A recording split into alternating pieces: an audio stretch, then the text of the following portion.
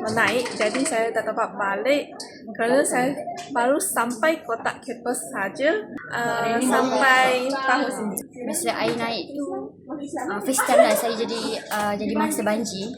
Lepas tu masa on the way nak balik tu air dah makin naik. Saya datang sini air kat pada tu datang sendiri. Oh, macam dengan saudara? Sama lah. Sama juga. Satu kampung ke? Satu kampung. Satu kampung. Kampung mana ya? Kampung Cak. Campur Cak. Kampung Cak. Oh, kira satu keluarga lah masuk sini. Tidak juga. Dia satu lah. Tidak. Penginapan bagus. Makanan di sini pun